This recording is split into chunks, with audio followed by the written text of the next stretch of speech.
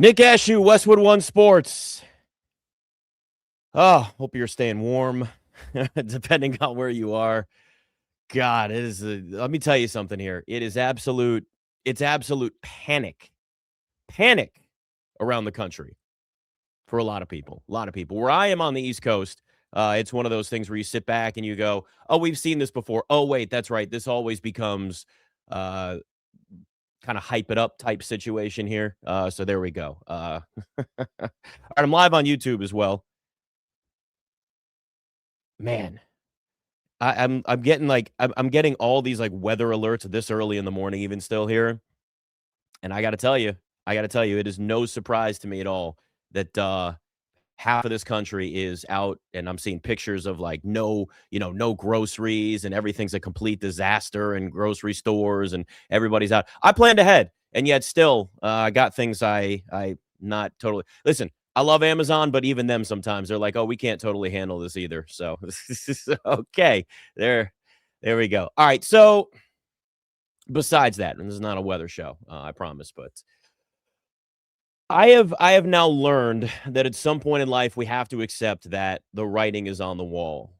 I have to accept that, as we watch certain things in sports, you tend to realize that, in the end, you don't overthink situations.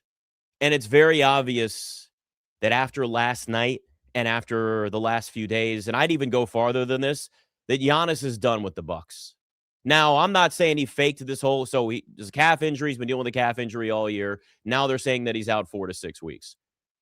And we're in that point now, right? February 5th NBA trade deadline's coming up. Football's down to the last 3 games when you count the Super Bowl and everything going on here now, and you sit there and say, "Okay, yeah, this is starting to get to crazy season in the NBA." Giannis has played his last game with the Bucks. And if we sit here and we look at what's been said, if we look at what's gone on, if we look at just the body language with him, he doesn't want to be the guy that requests a trade. He doesn't want to be the guy that says, "Yep, I don't want to be here anymore." But if we're being honest with ourselves, you can sit back and you can look and you realize, okay, this can't be a relationship that continues anymore. When you've got a friend, everybody's got a friend that's been in that situation. Hell, maybe it's you. And there's just constant bickering. "Oh, I gotta get home. Gotta go talk to her. Gotta do to him." We have these relationships that everybody goes through, and you sit there and everybody kind of whispers behind the scenes, like, "Yo, Chris and Katie, man, this thing's not gonna work. Why they're always fighting? They don't even seem happy around each other anymore. They're always just kind of playing it off on social media like they are. We don't believe it." That's where Giannis is with the Bucks. Look, this team is losing. The fans are booing him. He's booing them back. He called out his teammates a day ago. And yeah, he started to say he want to stay in the game last night. Yeah, it's about playing through it. And no, this is it. Like, this is it for Giannis. And look, I understand that people love to put a premium on loyalty in things in life. And in some things in life, it matters. In some things in life, it exists, I guess is the best way to put this. Loyalty doesn't exist in sports unless you're a fan. That's it. Like, we got to be honest with ourselves here. Giannis can play this up and say that, yeah, this is all about loyalty and the Bucks, and I've been here for 13 years, and they drafted me and gave me a chance, and that's great. That's great. But we got to look now at this situation and realize that the window is closed for the Bucks. Time has passed for him and for them. And at what point do you look around and say, "I've maximized my time here in Milwaukee"? At what point do you look around and realize you're still one of the best players in the NBA? At a point now where there's a trade deadline coming up and teams get desperate, and the Bucks have done everything they can over the years to try and build a team around you, and it got one title, and that's it. Like, that's it. Once the Bucks won their title, it was done. There are very, very few organizations that are able to essentially flip rosters multiple times and still keep the core generally together and make it work and be a title contender year after year after year. That's why we put so much, you know, we put a crown on teams like the Warriors or the Patriots if you're looking at the NFL or whatever the case is. These are situations where when you sit and you look at it and you realize things are done, you have to accept it. I don't know. Look, I know it's not easy, right? I always think back to years ago when Kevin Garnett was in a situation in Minnesota. Teams were knocking on the door trying to get him, and he wanted to stay in Minnesota and got them one Western Conference Finals. Then finally was like, "Oh, Ray Allen's a buck now," or Ray Allen's because he had actually gone from Milwaukee to Seattle and then Boston. And then he was like, yeah, I'll go there now. I'll waive my no trade clause. And that was, but it was, look, you won a title, but you were past that point where it really felt like you'd maximize your time with that organization. Giannis is still in his prime. This is the opportunity now. This is the opportunity to say, okay, it's time for me to get out of here. It's time for me to move on. And this is what it comes down to now. Making that choice and saying, all right, we're good. All right, this is it. Because teams are going to go all in for Giannis. Teams are the calf injury, they don't care. Out 4 to 6 weeks, it may magically heal. Ooh, all of a sudden things are different. The Bucks window's closed. At what point do you just say, like, people leave jobs all the time? And I understand that there's, a lot of frustration around the NBA. We had it for years, at least, where you look around and say, every guy wants to move every other year. Stars are changing teams, but it's kind of changed now. The NBA is not in that space anymore where you have stars requesting trades and moving. So, like, player movement, player empowerment isn't what it used to be. This isn't, LeBron in Miami and then, Paul George re-signing with the Thunder and then going and deciding he wants to go to the Clippers to play with Kawhi Leonard. Any of that, like, super teams are dead. Super teams are dead in the NBA, and that's a good thing.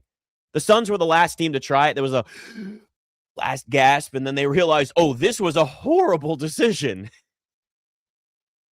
But you still, at some point, are going to realize if you're any team in the NBA, and you maximize your window with your star, and you either make the sacrifice and say, we're going to move on, we're going to make this trade, we're going to get assets back, and we're going to try to set up our future versus waiting too long. Look, I'm in D.C., and I've seen what happens when teams wait. Bradley Beal was not on that level. Bradley Beal's a dude that, like, the Wizards just kept on waiting. And then they traded him too late. Yeah, they flipped a bunch of those second-round picks they got and turned it into something more. I actually like what they're building, but you don't care about that because it's the Wizards, and I understand that. But they could have done it 2 years earlier and gotten a lot more for Bradley Beal. You wait too long, you don't get as much for these stars. And you got to make that sacrifice. This just feels like something that's done at this point. And quite frankly, if I'm Giannis, I'd want out. If I'm the Bucks, it's time to move on. I mean, it's felt like a pieced together mess since the Bucks won that title. Dame never made sense. Then what they did this offseason, I mean, what are we doing? At this point, if you're the Bucks, you move on. All right, I'm at Nick Ashooh on all of the socials, streaming on YouTube as well. The Patriots are the opposite side of this, though, as they get set for God, another AFC championship game. They're already back again.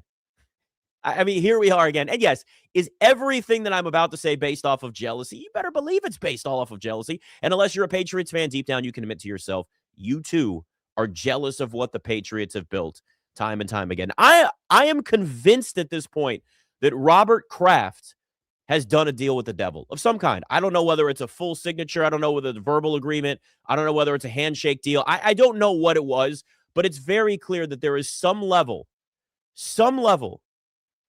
of a deal with the devil from Robert Kraft to get the Patriots already in a position again where they're a Super Bowl contender. They have a couple of years of the post-Tom Brady era with Bill Belichick where you go, yeah, Bill's getting a little old. I think the game's passing him by here. Might be time to move on just a little bit. And then they do. And then Gerard Mayo doesn't work out. And listen, Gerard Mayo is the guy that followed the guy, and that's a real tough position to be in. Occasionally it works. John Shire at Duke, it's worked out following Coach K, but that's not a common thing. That's a tough spot to be the coach that follows the legend or, the quarterback that follows the Hall of Fame quarterback. It's not an easy spot to be in, but this is where the Patriots are. And look, the Patriot Way is a real thing. It is. And it's something that they've built over a long period of time, but it starts at the top. And, for anybody that hates seeing it, I get it, right? If you're a Bills fan, I'm sure you hate seeing it. If you're, to be honest, probably most people generally hate seeing this.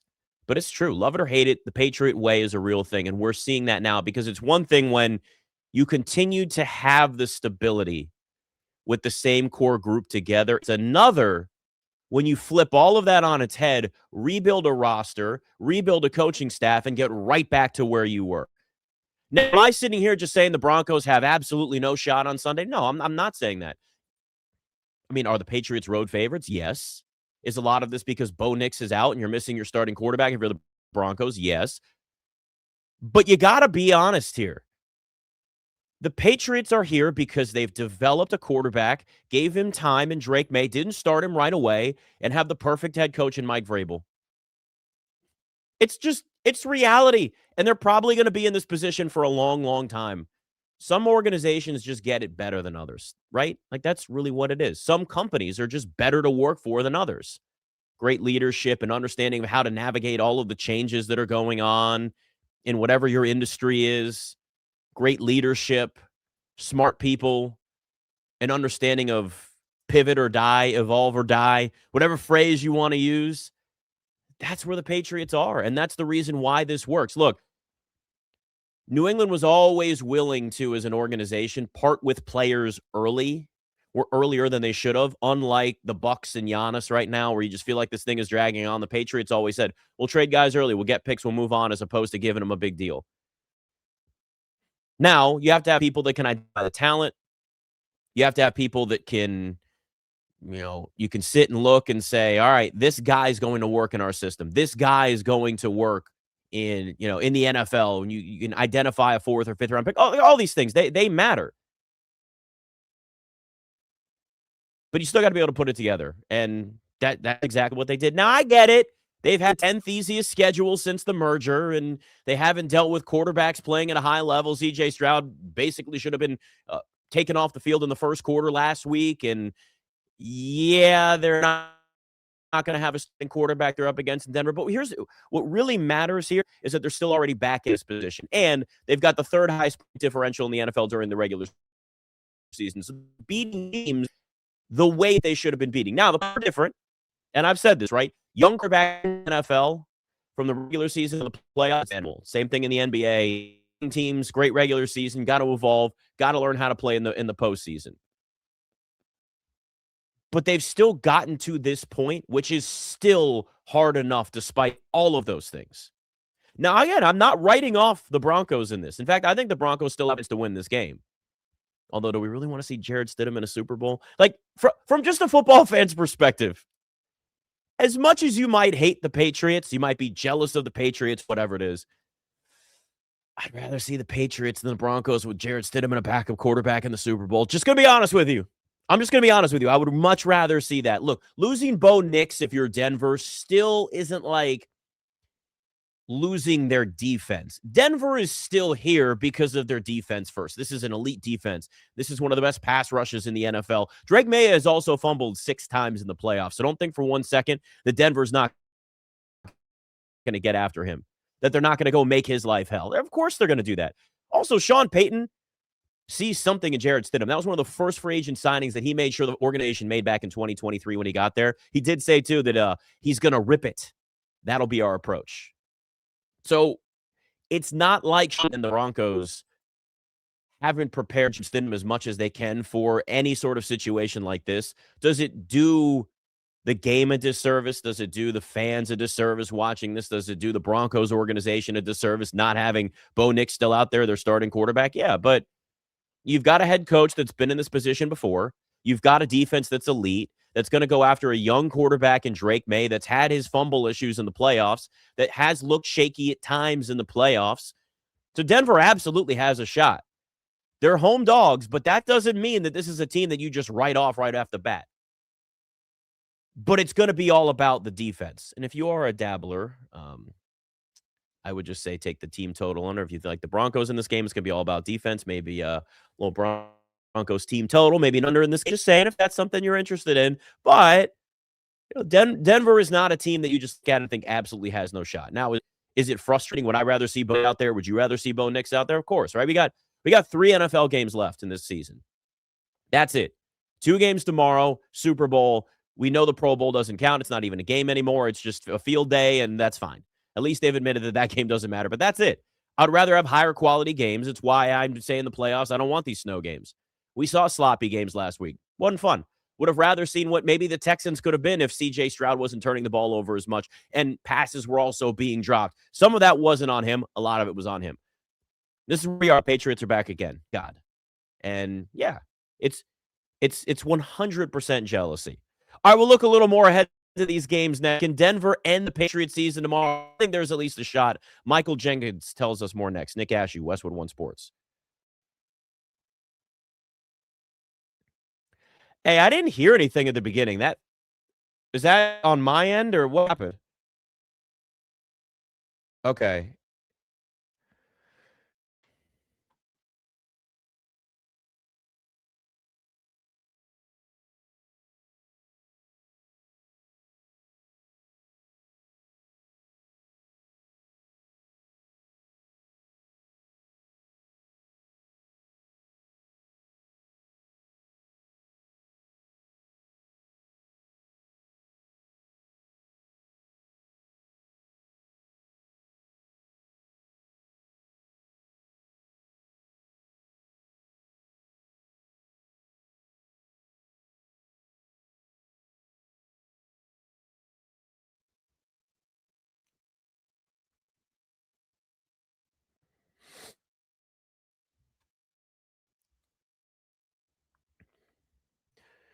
Nick Ashooh, Westwood One Sports. Thanks to Michael Jenkins. Put all this up on YouTube as well. The podcasts, all the places you get your podcasts. If you missed that, we're at a point now in the NFL season where you sit and you're like, okay, I got a couple teams that are playing football. Everybody else is draft and free agency in the offseason. And there's a good chance your team's probably doing that. My team is what we signed up for, unfortunately. Apparently, Phillip Rivers, though, is actually just making it up as he goes. This is unbelievable. Like, the career arc of Phillip Rivers is unbelievable to me. First off, shocked everybody. Went back and played football for a little while. We're like, Phillip Rivers, he's 44. And Tom Brady playing at 44. Great shape and eating avocado ice cream and the TB12 method and all these great things. And then there's Phillip Rivers, and they're asking at press conferences, like, yeah, I don't know how much I weigh. Yeah, I pretty much got a dad bod there. We watched him. He looked like a stuffed pepper on the field. It's just gone to this point now where it's like, play football. And I'm be out of shape. I don't care. I'm come out of retirement. And apparently it's become, I think I'll be an NFL head coach now, maybe. It's just like fun retirement hobbies for Phillip Rivers now.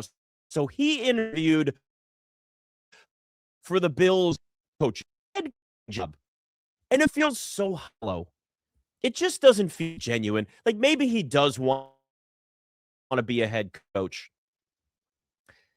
If you're the Bills, really what you're going to do to follow Sean McDermott? Or is pay no attention to the man behind the curtain? Because it turns out the Bills are actually a mess behind the scenes. You start to really feel bad for Sean McDermott. Now, I get it.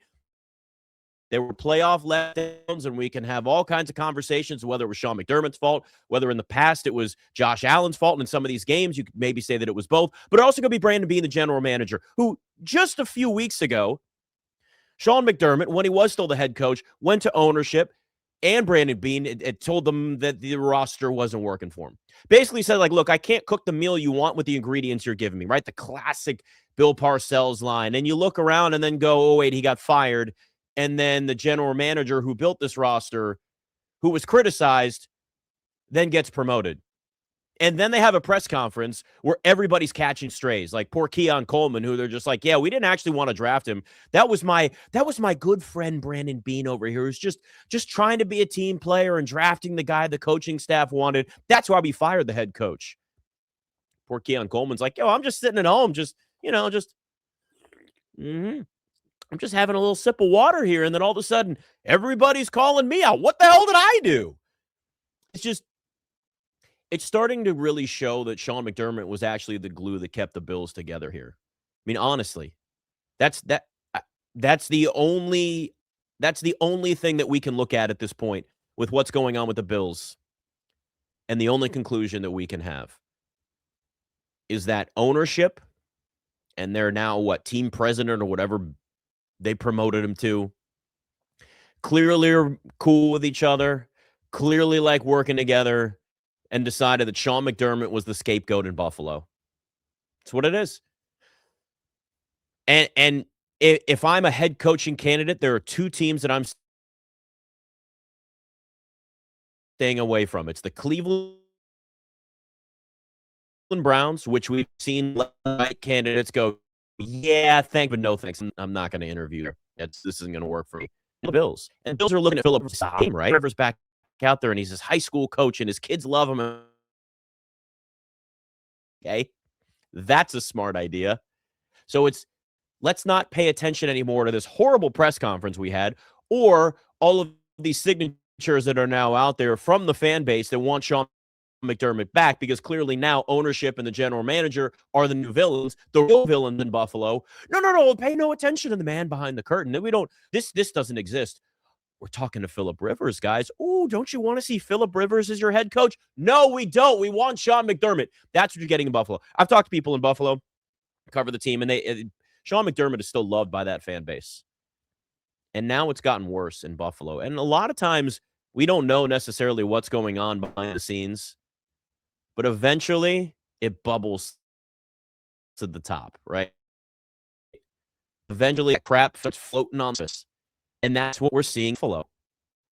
I don't know who would want that job. Eventually there will be somebody that will be head coach of the Bills, just like there will be somebody that's eventually head coach of the Browns, because you're right, you hear the expression, only 32 these jobs in the NFL. That's great. And if you're somebody that really wants to be a head coach and you're kind of not even the backup, but you're the safety, and maybe take that job. I mean, Brian Schottenheimer got the job in Dallas because no one else wanted the job. Nobody wanted to work for Jarrett anymore. Oh, well, we're the Cowboys and everybody wants to work. No, they don't. The reason why a guy that was passed over so many times or ignored as a head coach suddenly became a head coach. And that's going to be the same thing that happens in Cleveland, and it's going to be the same thing that happens. And, I've said this many, like Bills fans, Browns fans, best fans in sports, diehards, care about their teams. Just winning.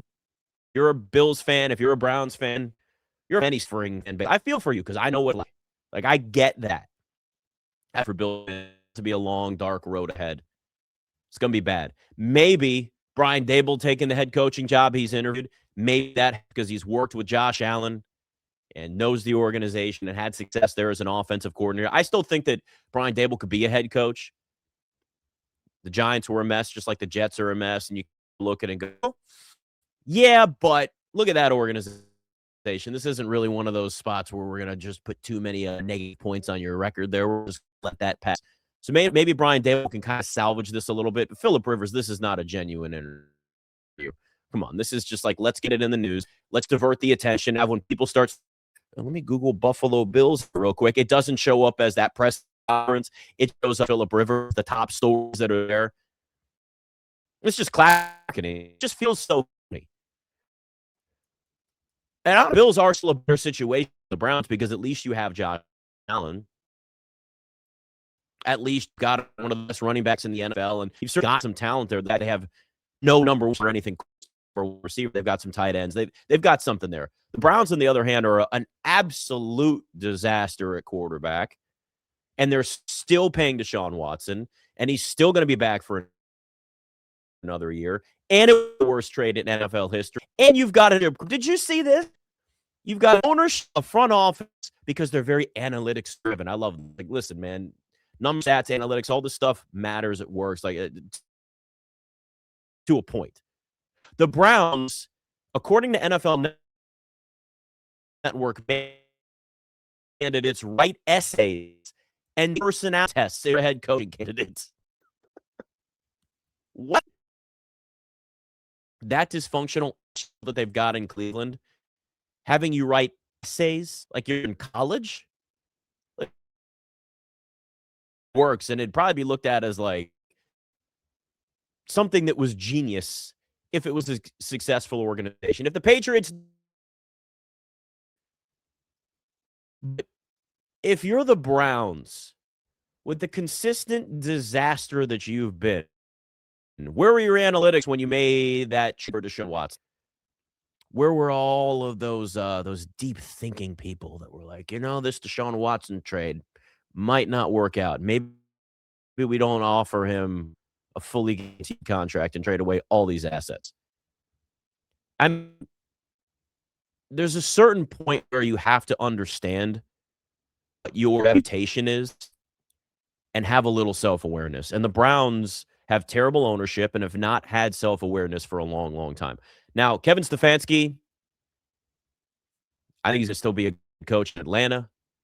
This is a situation in Cleveland that he made the most out of and was a 2-time coach of the year. Whoever takes this job now, Mike McDaniel was like, nah, that's not happening. And go down the list. There's a lot of candidates like this isn't going to be it. Get players in the pre-draft process. There's all these weird interview questions that are asked, and they take these tests and they do all that. That's one thing, but that's common. That's all across the board. Asking coaches for a losing organization to write essays is a really stupid idea, and it makes you look completely out of touch and have no self-awareness. If I had choices as an NFL head coaching candidate, the last thing I'm going to do is sit down and write an essay for what will the question be for the Browns? What are your goals for the next 5 years? What are your thoughts on our economic situation in this country? Tell us more of your thought process on the building of an organization to the NFL. You're going to get somebody in Cleveland, you're going to get somebody in Buffalo, but you're not going to get the top candidates. And it then sends these organizations back into these spirals again, where you're giving the backup but getting your safe candidate. People are looking around and go, okay, that's who you got. And you're never going to be able to get your organization out of the mud. That's what this comes down to, is that you continue to say over and over and over again, expecting a different result, which is literally the definition of insanity. That's where the Browns are. They were lucky to have Kevin Stefanski. They really were. But we don't have a quarterback in the NFL. It doesn't matter. It doesn't matter who you have, a coach. It doesn't matter who you have, a running back, offensive line, or whatever the case is. Doesn't matter.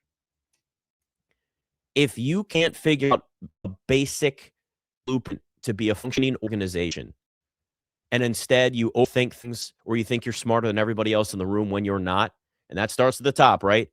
We've seen a lot of billionaires that think they are smarter than everybody else, and then they get into sports and think they can run that way they run other things, and that ain't it. And look at Cleveland's ownership. Look at the Browns' ownership. Look at there's a lot of stuff going on there. You get to this point where you just got to say, you may never get out of the mud. And I feel bad for his fans. I really do. Because this isn't going to change anytime soon. Essays. That sticks. It's like a quarterback video games. Kyler Murray's never able to look at. All right, second hour coming up. Nick Ashooh, Westwood One Sports.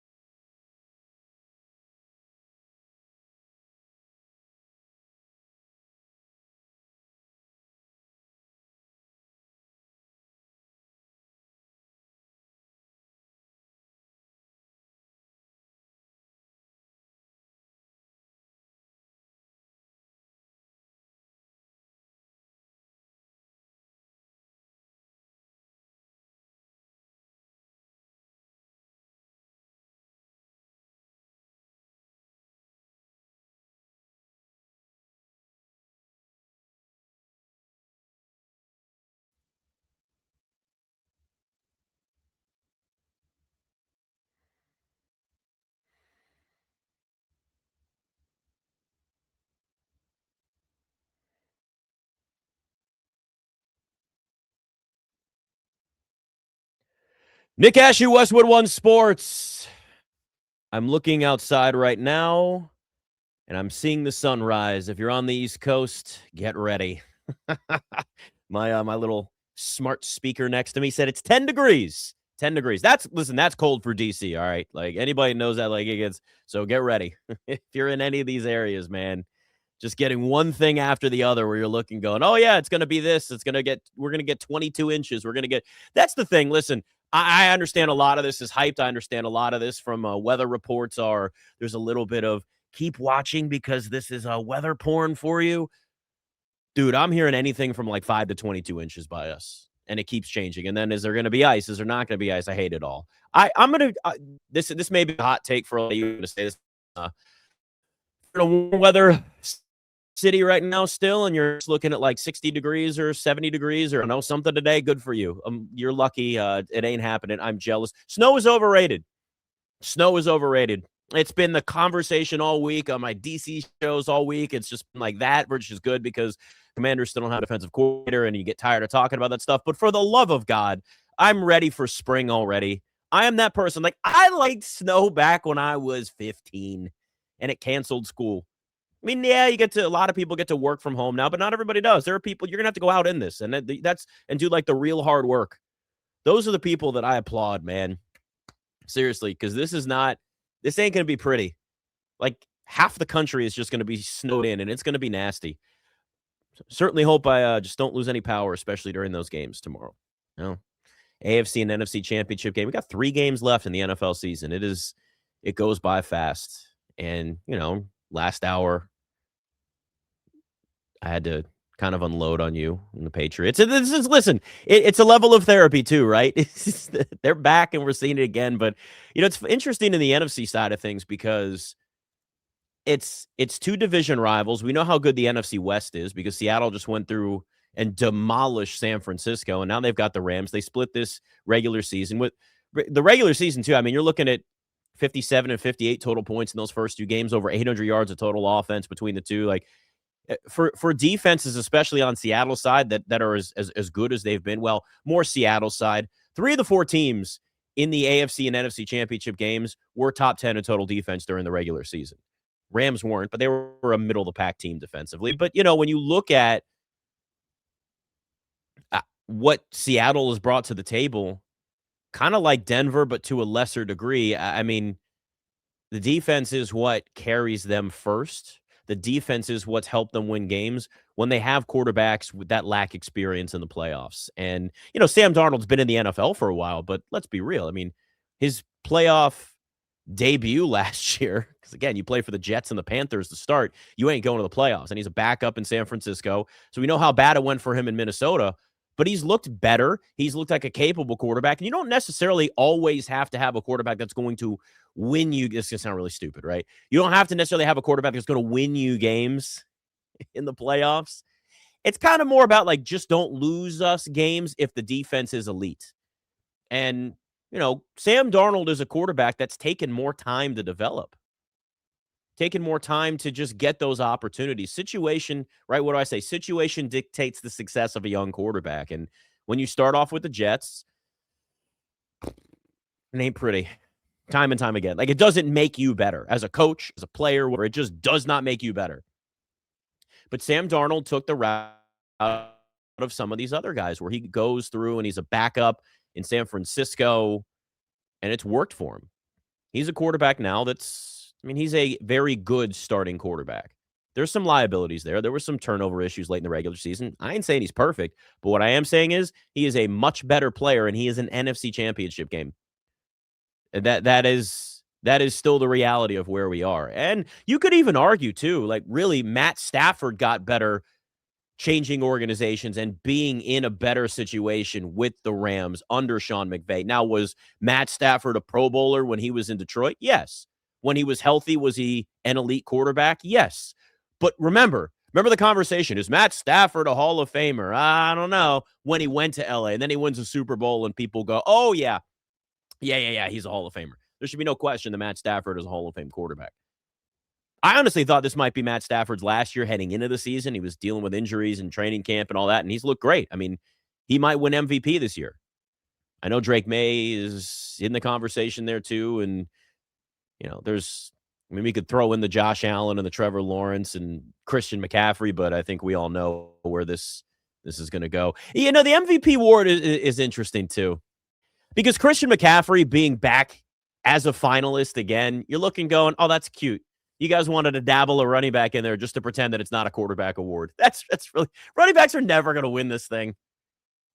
I mean, really, Jonathan Taylor could have won it a couple of years ago when he ran for almost 1,900 yards for the Colts, and you're looking around going, oh, he's legit. Nope, still a quarterback. And I know this is probably going to come down to a Matt Stafford, Drake Maye vote. But Josh Allen won it last year carrying the Bills. Probably won't win it again just because of that. And the Bills weren't obviously as good this year as they were last year. So I get it. But you could make the argument for Christian McCaffrey and Trevor Lawrence. I mean, listen, McCaffrey in San Francisco, when they had Brock Purdy out for half the season, he was the focal point of that offense. And you're looking at Trevor Lawrence and what Jacksonville did this year. Remember, it's a regular season award. Trevor Lawrence was elite this year. Would I put him on the level of Matt Stafford or Drake Maye? No, I wouldn't. But you know what I mean? Like, when you look at this award, you kind of know. They have all these finalists, and you know who, like, really the two are, maybe at the most. But the rebirth of the running back is absolutely here in the NFL. You're just never going to see them win MVP awards. Really. It is such a quarterback-driven league, yet teams are starting to lean on the run a little bit more, and some of that is defensive schemes. Like we saw it for years with the Chiefs, right? Where the Chiefs were sitting there and trying to air this thing out, and they're going deep to Tyreek Hill, and then defenses went, all right, how about take the deep ball away from you, beat us over the middle, Patrick Mahomes, and they did. And that now become what defenses are doing a lot with these two high safeties, and they're seeing teams run all more, dump it over the middle. Defenses have forced teams into the mindset that we're going to run the football a little bit more. Look, there was death in the NBA, just like there was the death of the running back in the NFL. And now you look at the NBA, you've got bigs that play differently. They've come back, evolved, disappeared for a while, figured things out, evolved with the game, came back like a butterfly and resurfaced. There's an image for you. Nikola Jokic is a butterfly. Think about that. But, right, you have guys like Nikola Jokic now, Victor Wembanyama, things that are different. You've been throwing around the name for a while. Well, you could that the NFL is in a similar space now, where Jahmyr Gibbs and John Robinson and Christian McCaffrey. Now, Christian McCaffrey, back, that's a 2 MVP.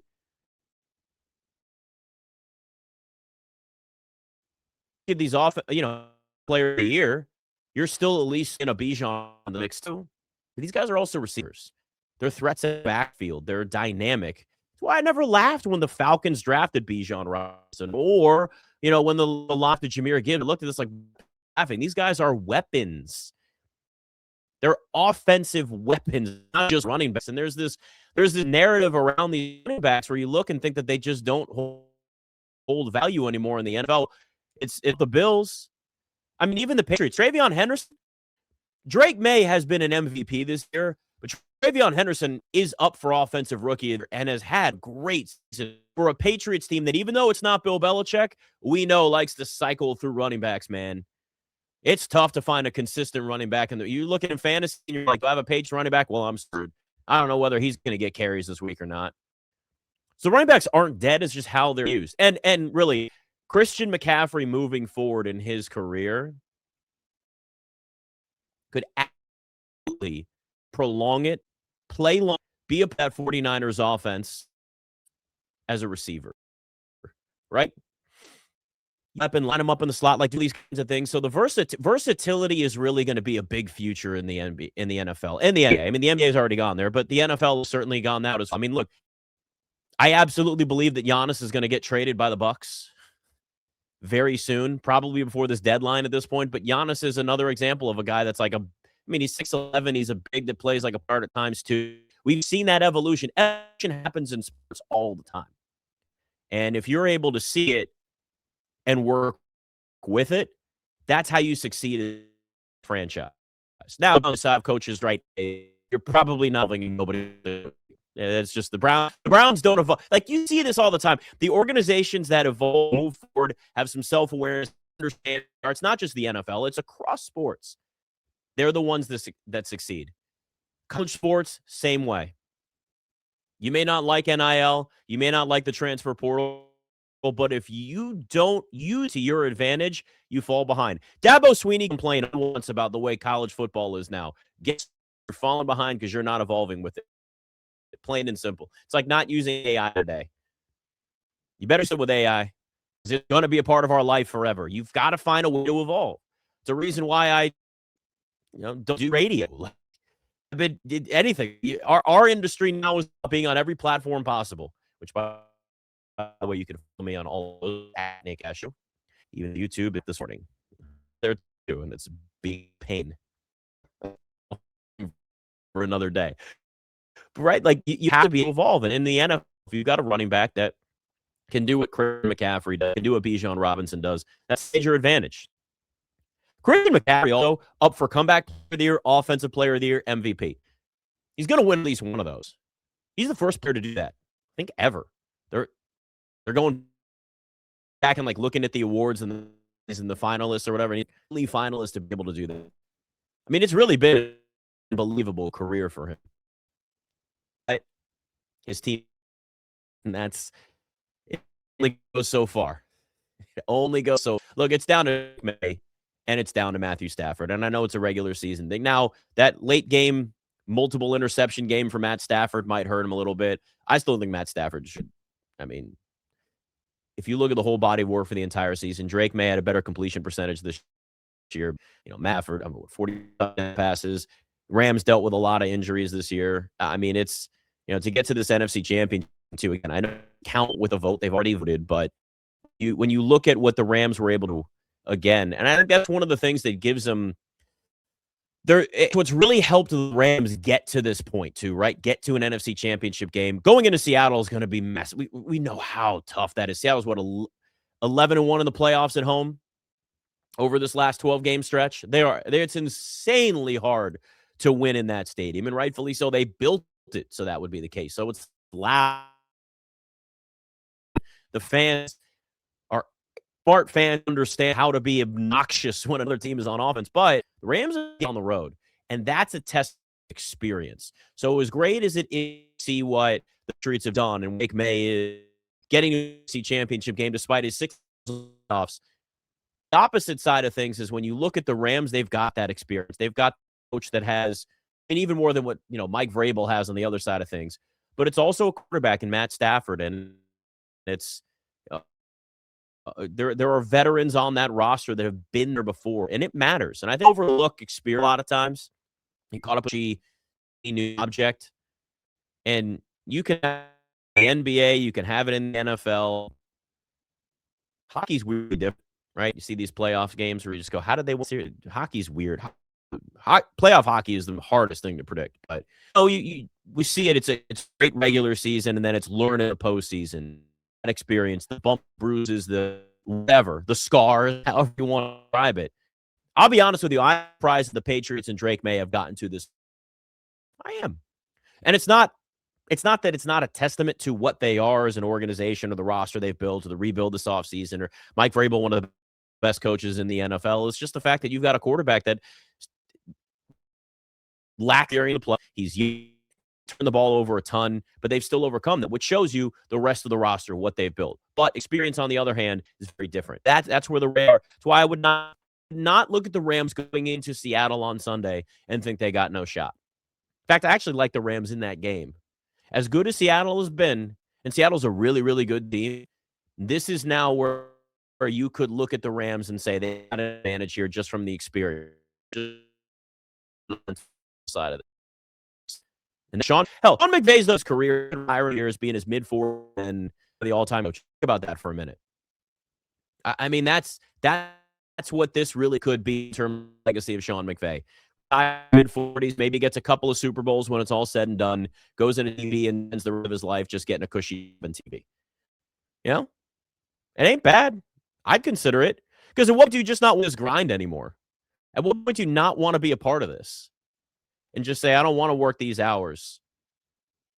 Make it easier. McVay will be great on TV. Guy remembers like every play of it. They could probably do a segment where all it is just asking him to remember a random play from a random moment in a random game at a random time in his life. And he'd be like, oh, yeah, I remember that. There, I just gave him a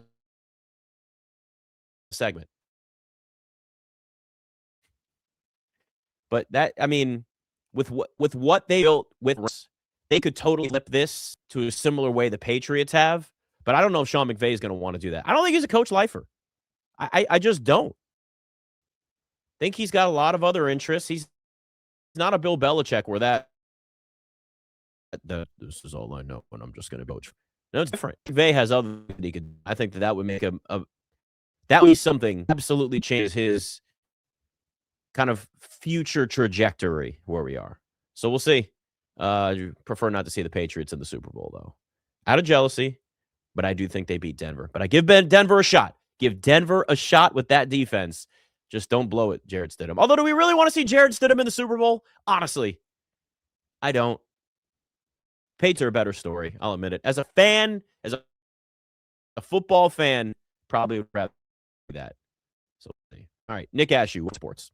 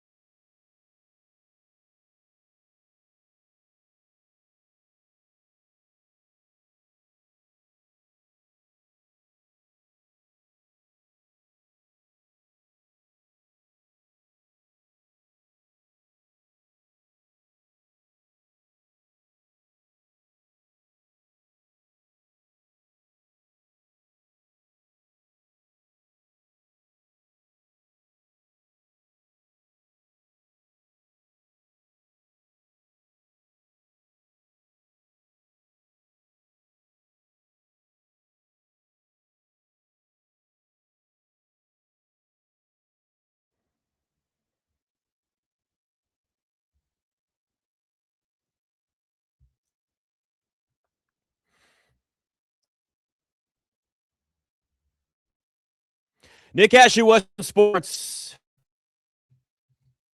As great as Seattle has been, it is to point out that Matt Stafford did throw for 457 against them in December. 5 touchdowns, no interceptions in the 2 games against him. Sam Darnold was a mess. Now, Sam Darnold was a little bit of a turnover machine towards the end of the regular season. In fact, it was 6 interceptions against the Rams. So we may end up seeing what if we see a Broncos-Rams Super Bowl? I mean, it's 2 storied franchises. Rams are in that category. All right. I think we'd put them there. They may not be the Patriots level, but it's just, you get to one of these things where, so you look at it 2 different ways. Like, it's okay. Do you want to see the best matchup? Do you want to see the best storylines? Do you want to see, the most interesting interviews leading up to it? So I think, listen, in our industry, we think about a lot more about, all of the interviews and the media day and all that stuff going on. I don't think the casual NFL fan or sports fan really cares about that as much. You're not as immersed in it, or you don't care. Some do, but I think a lot don't. You get to the point where some of the news gets super boring because it's like every day you got coaches talking, like, what more could you possibly talk about? There's a certain point where things change. We're being asked the same questions, or somebody's showing up at a wedding dress promoting Tom Brady and go, we've had enough. This is it. We're done. So from a storyline standpoint, from an interest standpoint, probably if you look at Rams, Patriots, I think that's probably the one I'd be most excited to see, just from a football standpoint. See 2 quarterbacks, down that are finalists for MVP. I just don't want to see the pay again, man. But it's inevitable, and I admit it.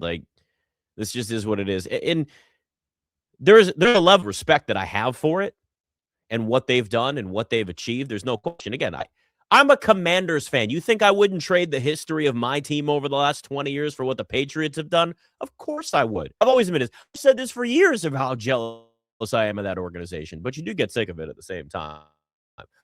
That weird where you go, God, but I can't deny it. That's really where it sits. Just please don't let the power go out. For everybody, people are going to be dealing with power outages with all this going on. This weather take over half the country. This is one of those rare times where you do a national show and you realize, talk about the weather and everybody understands. It's not like I'm in DC, some rain, and you get, no. This is, everybody cares about this right now. So warm, stay safe. It's 10 degrees in DC. Yeah, that's how it works. So, it's interesting coaching with all of these different offensive coordinators, right? I've talked about this before, obviously, where, I look at the offensive coordinator coaching cycle, and it's like the tech bros and it's the tech industry hiring these guys young and innovative, and they're new and they're doing all this stuff. And the grizzled vets that are actors that have seen all that, the defensive coordinators. It's also important to keep in mind here that we just have some offensive coordinators that will not be head coaches, and that's okay. It will not work. So now Eric Bieniemy's going back to Kansas City to be their offensive coordinator, and I think it's smart. It fit well. It worked for him, and he can have a ton of success there again and really be a legend within the organization forever, because he's tried other places and it doesn't work. Now he went and played for went and coached with the Commanders for a season. That ain't going to work. That was the previous situation. It was bad. Josh McDaniels sitting there. He's going to an AFC championship game again with the Patriots with another head coach. It works. Eric Bieniemy worked in Kansas City. They're the Chiefs this offseason. Just watch out. They're going to be aggressive. They're going to go out probably looking for some receivers. They know that Mahomes is going to have to recover from that knee injury, and they're going to go out and make some moves this offseason because they want to be back in a position where they are playing this weekend again next year. But Eric Bieniemy being added to that coaching staff again, there's a reason for that. It's bringing back, and I know he doesn't call the plays. I know it's Andy Reid's offense first, but that combination of those two has worked in the past. It will work again. Eric Bieniemy, not a head coach. Josh McDaniels, not a head coach. Great offensive coordinator, has now taken Dre to a level of potentially and an APA.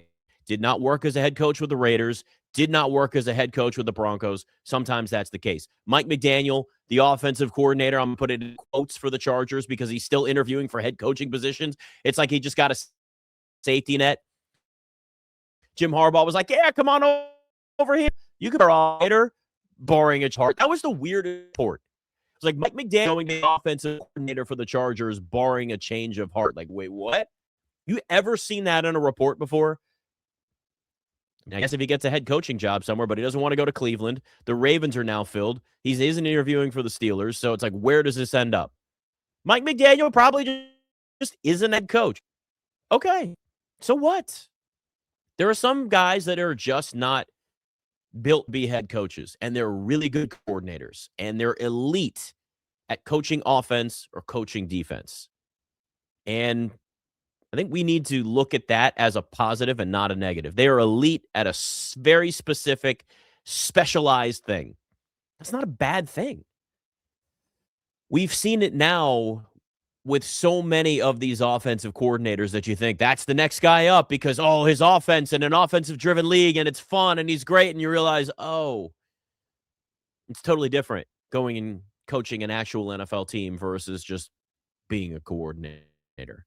And that's, look, being an NFL head coach is massive grind, long hours, tons of responsibility, constantly having to answer to the media and doing all these different things. And depending on the market you're in, it makes it even more complicated. There's a reason why John Harbaugh was like, I want all the control, all of it, because we see it all the time. Sean was a scapegoat in Buffalo. Fans are signing a petition to get him back. Not that petitions don't get circulated all the time. But, I mean, you had the disaster of a press conference in Buffalo with the owner and the promoted general manager to football operations, whatever the hell is stupid title now. After the head coach goes to rivalry, is I can't work with this roster. They go, oh, well, tough. And then they fire him. And then they promote the general manager because those guys are buddies, clearly.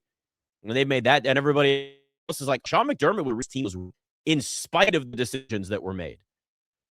Yeah, John Harbaugh, of course he decided he wanted all the power. Like, did you see? This guy got $20 million a year. He doesn't even have to answer to the general Joe Shane. I mean, this conference where he was reading it, and he just sat there like, he was like, he sounded out of breath, nervous, and he was going to hyperventilate. Because he was reading a hostage note, introducing John Harbaugh, and it was like, he doesn't even answer. John Harbaugh does not answer to the general manager. He answers to ownership. What does that do? Being the general manager for the Giants with that power structure is like being an offensive coordinator for Aaron Rodgers. You are worthless. You have no power and no responsibility. You imagine John Harbaugh walking into his office and Joe Shane comes in with no real control or power over anything John Harbaugh does. Hey, I hope you had a great weekend. Yeah, I took some notes this week, and I got a really good idea. And I was thinking, John Harbaugh just pushes him aside. Yeah, I got a meeting with ownership. Send me an email. I mean, they'll work collaboratively and cooperatively. No, they won't. John Harbaugh, what he says goes. He's going to build his coaching staff, and he has all the power in the world. And if I'm the Giants, I make that move. I mean, you're desperate. Just like the Browns were desperate, made a stupid decision for Deshaun, and look how that's affected them now. The Giants used to be, I know kids remember this, the Giants used to be a successful franchise. They won a lot of games in Super Bowls, and it's been a long time. And there's a certain point where you have to look around and go, we got to do something different. And the ties with Harbaugh, all that made sense. And they're going to be willing to spend. That's why I think they're going to be relevant very quickly. They got a lot of talent there. And it made sense for both sides. But if you're John Harbaugh, you had to sit back. What did I say? It was probably last week. Did a million shows.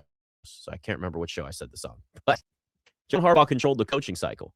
But we kind of knew the Giants were the only place that really made sense. There were connections there. And he sat back and was like, all right, you guys come to me. I'm not leaving my office at home. That's it. And that's how it went. And it worked. It worked for him. He got the job he wanted. He got the money he wanted. He got the control that he wanted. He got everything. The Giants have some young talent. And they could be a playoff team next year. Now, we got Jackson Dart to call them. Slide a little bit more, get out of bounds, stop taking hits. It's not going to work. They got pass rusher. Abraham Healy again. Could be an elite receiver. And the NFC East, man, like the NFC East could be a legit division finally again. It's going to take, the time. I mean, the Cowboys do what they do in the playoffs. They make the playoff flame out. But John Harbaugh raises the floor.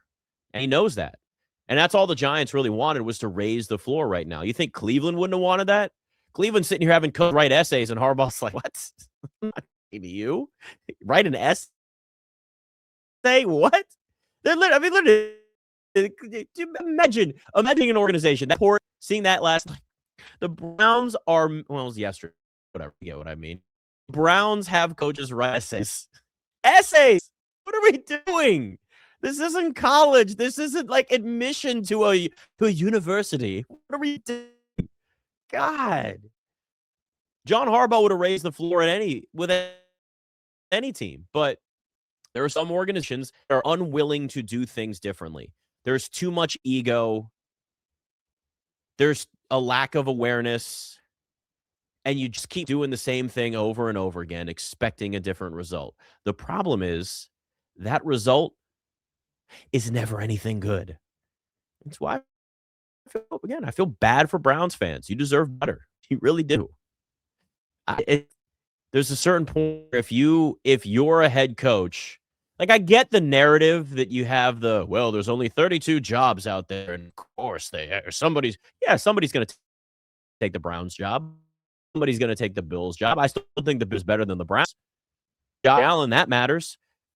Anytime you have a quarterback in place, and there's obviously a big difference, Jackson Dart and Josh Allen at the point, so that still makes the Bills job. You just got to deal with those dopes in charge, because whoever the head coach is going to be, Abel or Phil Rivers is the head Bills, just laughing. It's not genuine. They're not this for real. Interviewing Philip Rivers, it's to divert your attention from the disaster that press conference was this. But if you're looking at the Bills, at least you have Josh Allen in place. You just got to deal with thing one and thing two. Those two dopes on the organization now having a press conference where it's like, we didn't do anything wrong. It's our head coach, Sean McDermott, was the problem. He would have John Coleman. We didn't want to do that. Okay. Well, you have no. Josh Allen won MVP through the team. They call super reason at this point. That nickname is not him. It's a lack of talent that he's got around him, at least a wide receiver. They got some good tight ends, though. But, Cleveland, Brown had a chance for a while. They had some talent. And Kevin Stefanski won 2 Coach of the Year awards. At some point, you can only do so much. And there's a reason why the Bills flamed out with their real last chance to get back, or to get to a Super Bowl, get back to an AFC championship game. There's a reason why they're not playing this weekend. And they lacked the elite talent that they needed. Their defense wasn't on the level of where Denver's is, of where the Patriots is, of where Seattle's is. I'd say they're where maybe what the Rams are. The Rams were a middle of the pack total defense this year, but the Bills didn't have enough. And yeah, sometimes you have to make a change at head coach just because you need a new message. That's really what happened in Baltimore, right? John Harbaugh kept that floor very high in Baltimore, and they dealt with a lot of injuries this year, and they've dealt with that a lot in the past, and they've still been able to survive it. This year, they didn't. They missed the playoffs. You lose to the Steelers to miss the playoffs. You can't lose to your arch rival, miss the playoffs, and expect to keep your job as a head coach when you're already on the hot seat. Sometimes change is needed. That change is at the top of the. This is why I always say owners power in the NFL. In all sports, you see so more, though. Probably just for players saying, or the owners band together and say, hey, this Dan Snyder guy's got to go because he thinks he's going to dispose of these skeletons we have in our closet. That was where he screwed up. So it's really hard to get rid of bad ownership. But look at the organizations that are consistently bad year after year after year. Where does it start? It starts at the top. The Jets, the Browns, always in this conversation. And I know the Cowboys make playoffs relatively consistently. Not this, but Jarrett's a problem. We all know that. It's just a different type of problem. At least he wants to try to make his team relevant. We're always in the conversation. But it always starts at the top. And you consistently see that. And when ownership does not change, there's only so much that you can do the rest of the way. You can have the greatest head coach in the history of football, but if your owner's a dum-dum, you ain't changing anything. It doesn't change. All right, Nick Ashooh, Westwood One Sports.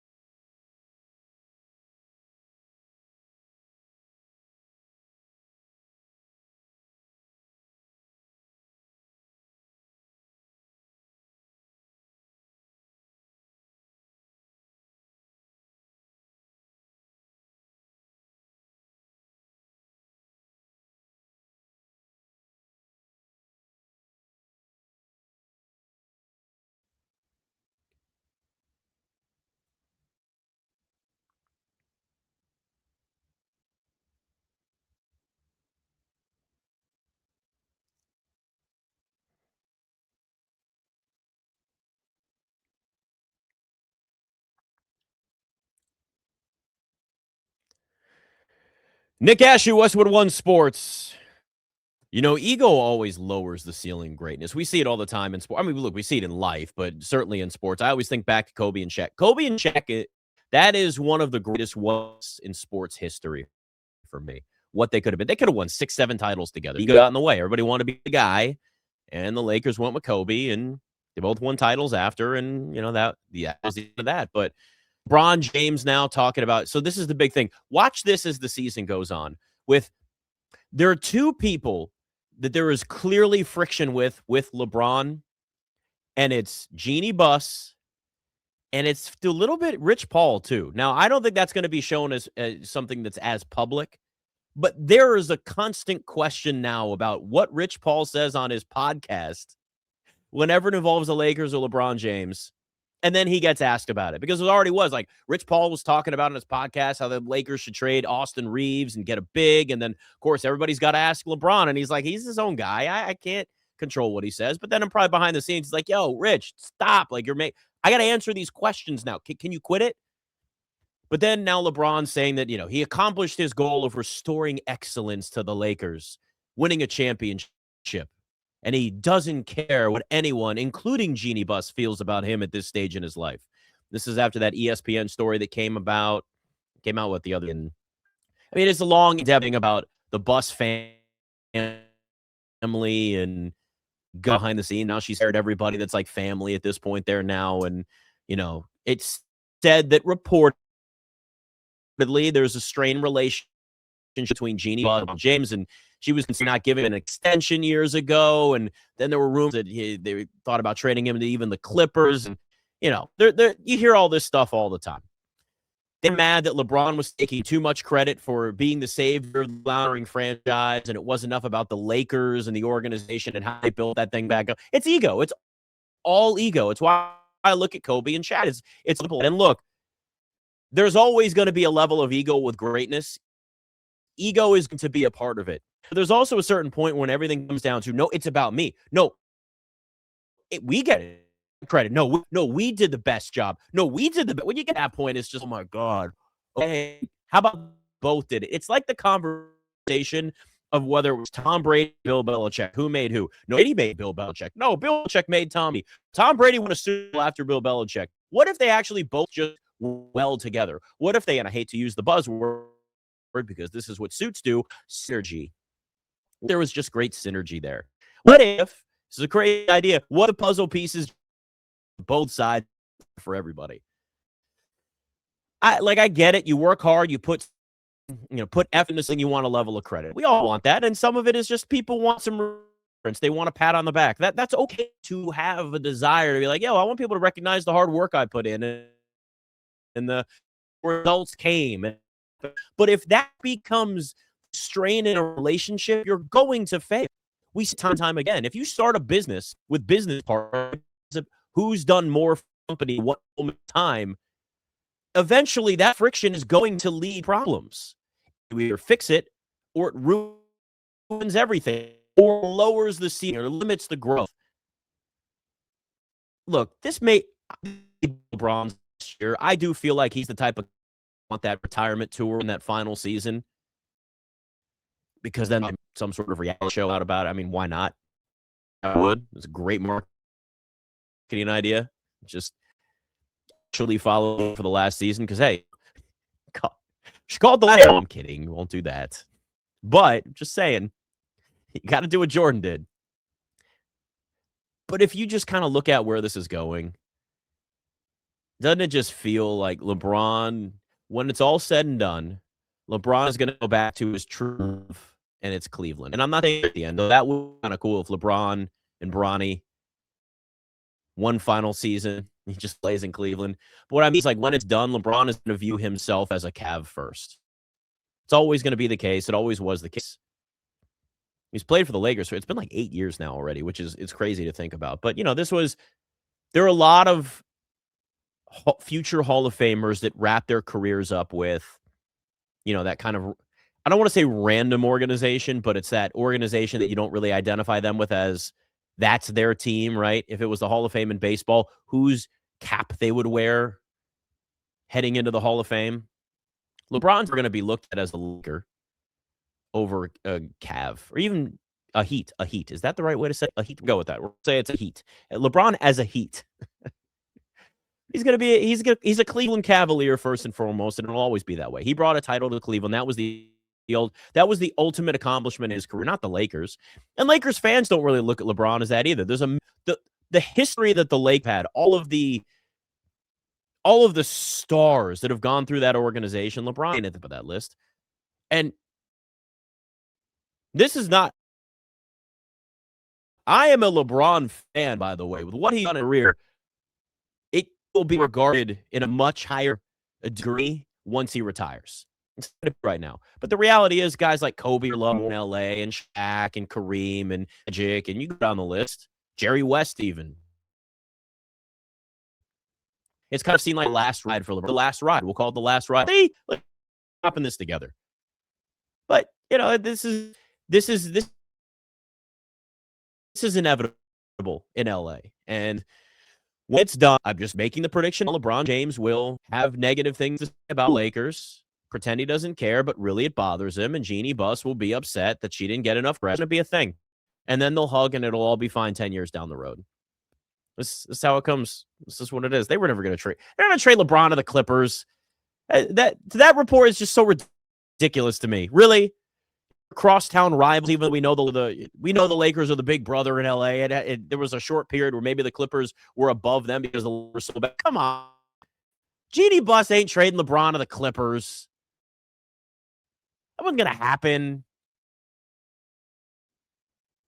To see him same building with all that, like at the time, I mean, come on. It's ridiculous. We could probably, I have a weird NBA trade season coming now because you have a sitting there and trying to preserve and hoard first round picks this year. You know, this is mine. We're not getting rid of this. It's a stacked draft.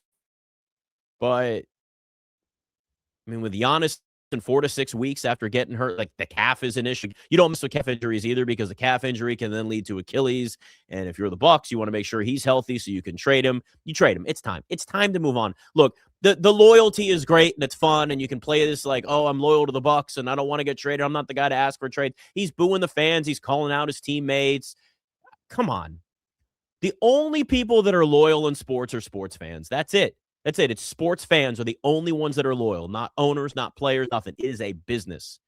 And the sooner that you get less emotionally attached to players when they finally ask for a trade. And maybe Giannis will actually ask for a trade. Come on. This cannot continue. They're losing. Their window is closed. They're not going to be able to build this team back into a contender. It makes no sense. Rip the Band-Aid off, end this relationship. You can build a statue for him when he retires. That's all you have to do. You think teams aren't going to be desperate right now to trade for him, even with a calf injury? The Knicks will throw picks at the Bucks. And yeah, they could probably get a better trade offer somewhere else. But if he's willing to sign an extension with another team, then they're going to give up more. And the Knicks are going, because he started off real nice with Mike Brown, and then all of a sudden it's like, oh, now we're losing, and he's calling that team out. And they're like, then of course the report comes out yesterday that the Knicks aren't looking to move Karl Anthony Towns. Mm-hmm. Oh. Sure, I believe that. Everybody believes that. He's been in trade rumors since the minute he got there. You think the Knicks aren't going to jump on an opportunity to trade Karl Anthony Towns for Giannis? I'll tell you, they're going to do that. Yes, at the Garden, it's a dream. It's a dream scenario for that team. And it makes sense. But if you're the Bucks, just if you let this stretch out too long, all you're doing is delaying the inevitable and you're watering down his value. Because that's what it's about. How much can you get back if you're the Bucks for Giannis? How much? Like this done. I mean, even the Warriors at a certain point, they're not going to trade Steph. The relationship's not the same. But you look at where the Warriors are now, like have some self-awareness and understand where you are. Now, Jimmy Butler tore his ACL. The Warriors are going to probably still try and trade and maximize the Steph Curry era as much as they can. But that makes sense because when this is done, this is done for the Warriors. It's going to be a full rebuild. They've mortgaged the future for that. Like that is the situation they're in. And that's fine. I would lean into Steph Curry because it's not like Steph wants out. Giannis wants. Again, I use the Wizards as an example only because I saw it up front. Bradley Beal was on the level of Giannis, but the Wizards should have traded him 3 before they a lot of first-round picks. Instead, they were like, let's give you another max contract. How about another? How about another? Oh, now we can't give you any more money, but we'll give you a no-trade clause. And then finally, once he got everything and couldn't get any more, he's like, yeah, now you could trade me if you want. How'd that work out? Now, granted, Wizards flipped a bunch of second-round picks they got, and it turned out, hey, I know what Wizards have done, but you don't get Wizards. And it's fine. But my point is, if you look at teams that wait too long to trade a star, you hurt the organization. The organization is going to go on no matter what in Milwaukee after Giannis leaves, whether it's now, whether it's 5 years from now, whether it's a year from whatever the case is. They're going to have to move on.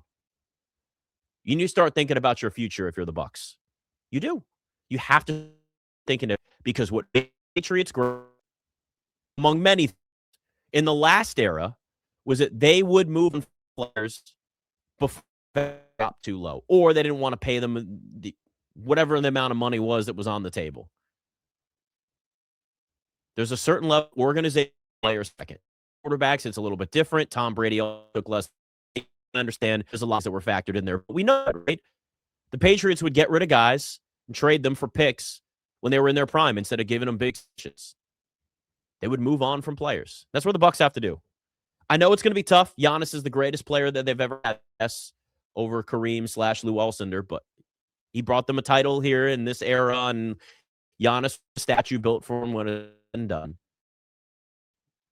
But it's tough, Bucks. It's been long overdue. This team is not going to get better.